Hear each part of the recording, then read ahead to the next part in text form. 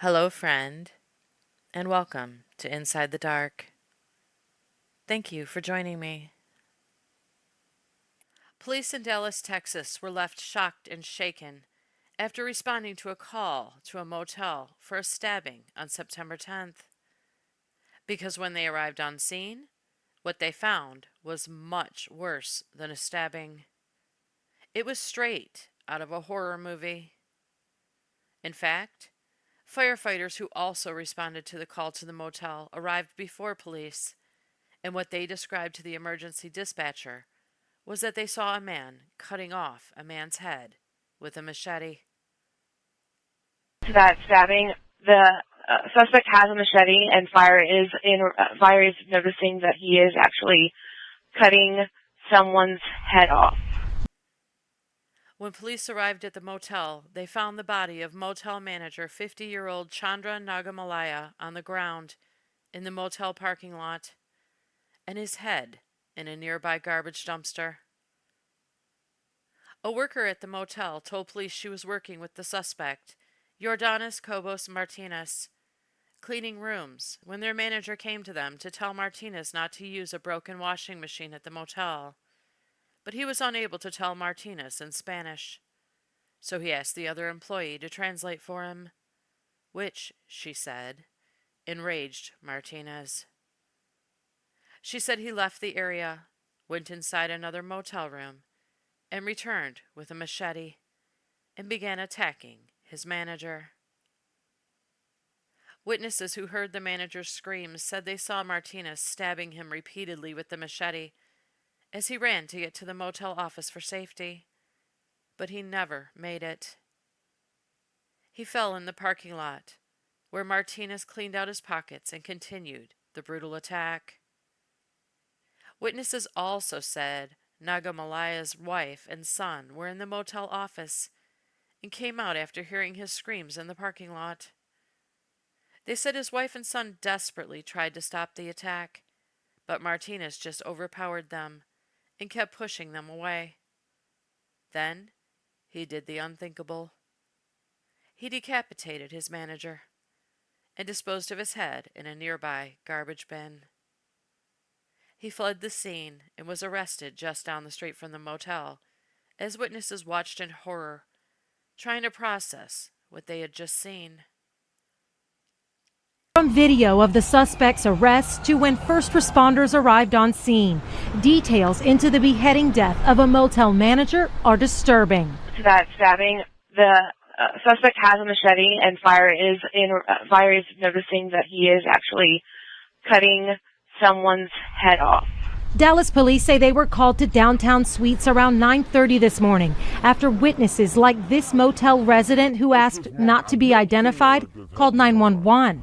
I see this on TV, but I never seen somebody get their head chopped off.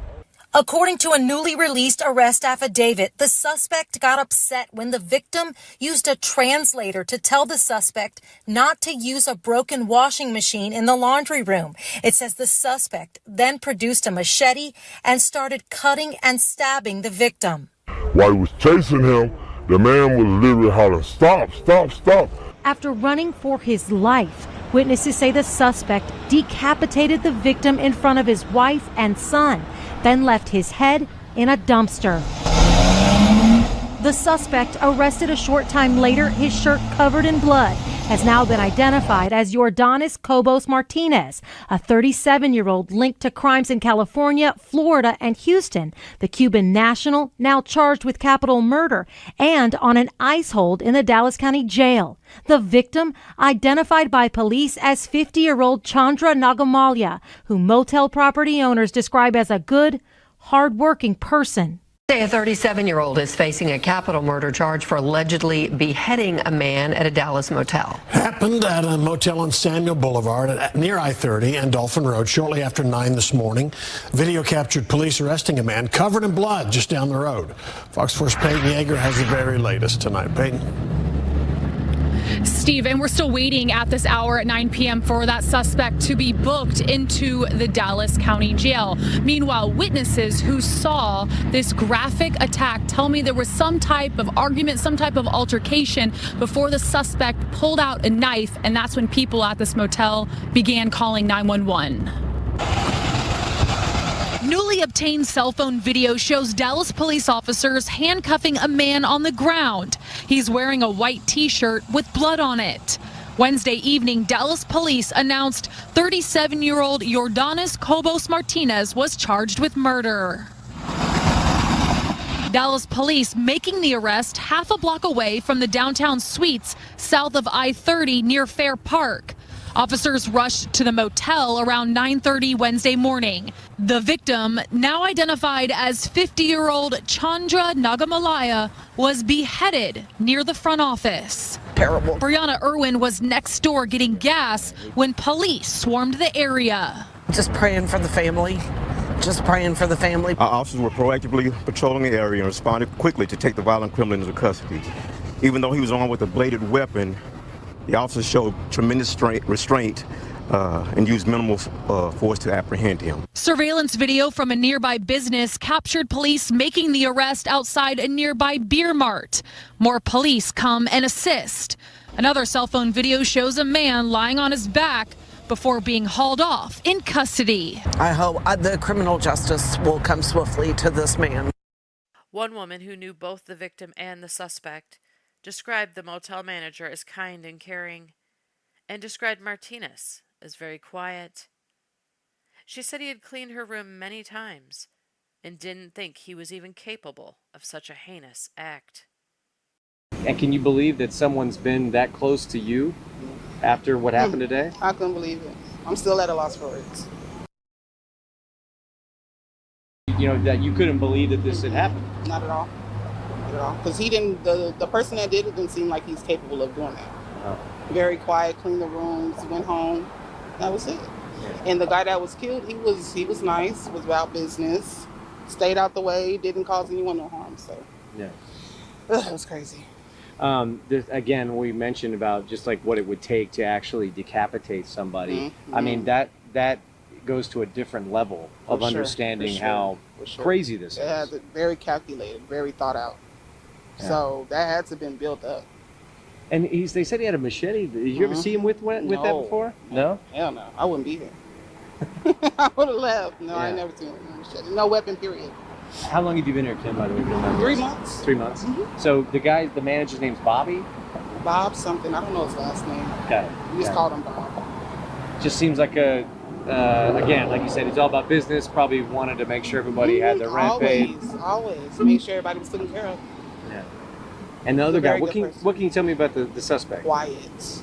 Yeah. Quiet, clean, and that was it. I never even really heard him talk. I know he spoke Spanish. Uh-huh. That was it. But he would clean rooms. Mm-hmm. So he's been in your room. Yeah. He's cleaned all of our rooms. And can you believe that someone's been that close to you after what happened today? I couldn't believe it. I'm still at a loss for words. Nothing was off, you guys. Nothing. That's why I said it's unexpected. You wouldn't expect that to happen. Nothing comes to mind. Nothing. No. Never heard him argue with no one, cuss no one out, nothing. He just clean and go home. Yeah. Mm-hmm. So this feels very out of character. Very. Very. But again, we don't know what happened or what was said between him and Bob. We don't know. I don't know. Yeah. Gotcha. What was most memorable about Bob? Yeah, the victim. Like I said, I like the fact that he always made sure we were all taken care of. We were all good. That was it. It was just quiet. He wasn't a bad guy. He wasn't a bad guy at all. Keep staying here? Yeah, are you going to continue sticking around? You just asked me the same thing. Honestly, after my last couple days, because I'm paid up for the week, I don't know. It's convenient because it's not too far from where I work. I work downtown.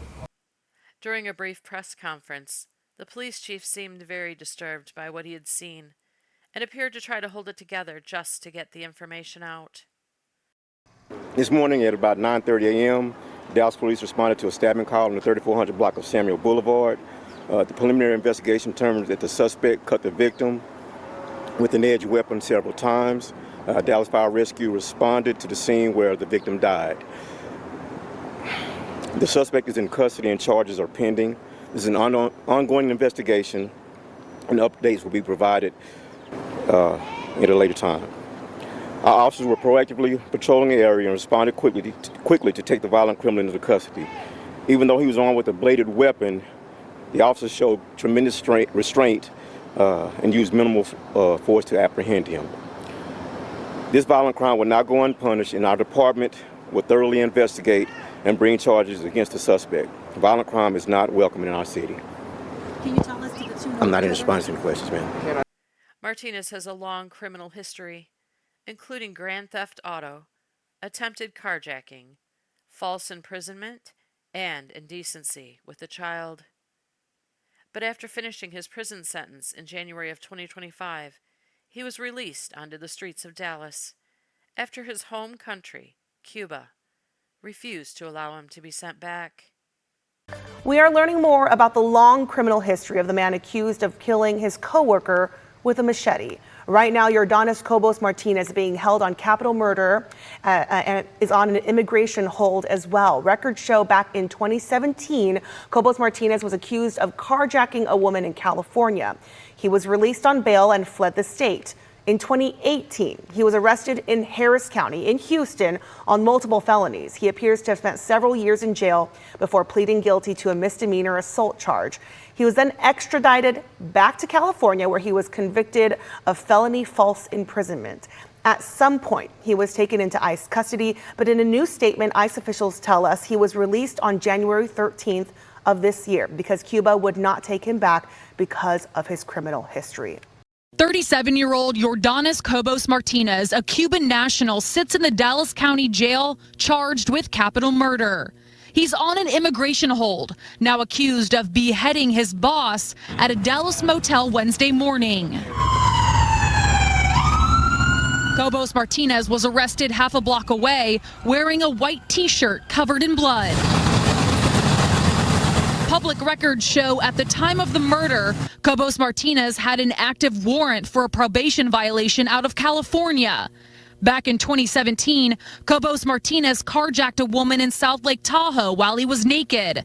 A jury convicted him in 2023 and sentenced him to a 1.5-year prison time. Earlier this year, ICE confirms to Fox News Cobos Martinez was released from ICE custody on January 13th, despite his removal order, due to Cuba not wanting to take him back. 9 months later, on Wednesday, investigators say Cobos Martinez became angry at the downtown suites south of I-30 because his boss wasn't able to speak to him in Spanish. New details from an arrest affidavit reveal a witness told police the suspect was set off and pulled out a machete, stabbing and cutting 50-year-old Chandra Nagamalaya several times, eventually beheading him. Thursday, Fox 4 was sent a fundraiser for Nagamalaya's family, calling the killing sudden and deeply traumatic. It reads his life was taken in a brutal attack that occurred in front of his wife and son, who bravely tried to protect him. Dallas police also tell us, Clarice, that the suspect was taken to the hospital for a blood draw to see if there was anything in his system. We're still waiting for those results. Those usually take a few days. And we just learned minutes ago from a court official that the suspect is being held on a $1 million bond. Still, he will not get out because of that new immigration hold. Steve? All right, Alex Boyer in downtown Dallas. Thanks. Now, a man described as a kind and caring man has died a violent death at the hands of a monster, and his wife and son will never be able to unsee or erase from their minds the terror of that horrific day. Thank you for joining me for this episode of Inside the Dark. Take care, and don't forget to like this video and subscribe to my channel, where I'll be waiting to take you back inside the dark.